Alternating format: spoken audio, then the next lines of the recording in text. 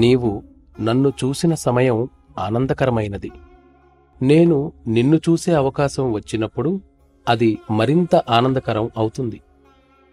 ఈ వాక్యానికి ఎంతో అర్థం ఉంది. ఆ అర్థంలో దానిని తీసుకోవచ్చు. నేను నిన్ను మొట్టమొదటిసారి చూసినప్పుడు నీలో అనేక విషయాలు కలగలిసిపోయి ఏకత్వంలో బహుళత్వం ఉన్నట్లు కనపడింది. పదార్థం ఆత్మతో కలియడం వల్ల ఏర్పడిన ఫలితమే ఈ అస్తిత్వం అనడంలో సందేహం లేదు. కాని మరొక విషయం కూడా ఉంది.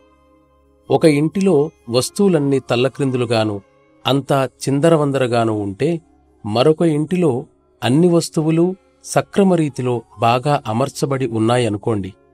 సహజంగా మొదటిది అస్తవ్యస్త స్థితిలో ఉందని, రెండవది క్రమభంగం లేకుండా సవ్యంగా అమర్చిన స్థితిలో ఉందని చెబుతారు.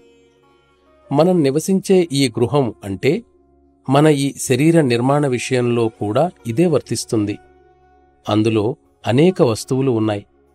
వివిధ అవయవ భాగాల చర్యల ఫలితాల రూపంలో అవి ఈ శరీర నిర్మాణంలో ఉన్నాయి.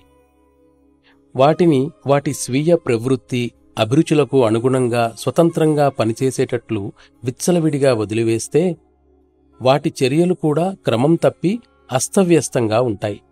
అందువల్ల వాటిని అదుపులో ఉంచటానికి శక్తివంతుడు, సమర్థవంతుడు అయిన వ్యక్తి కావాలి.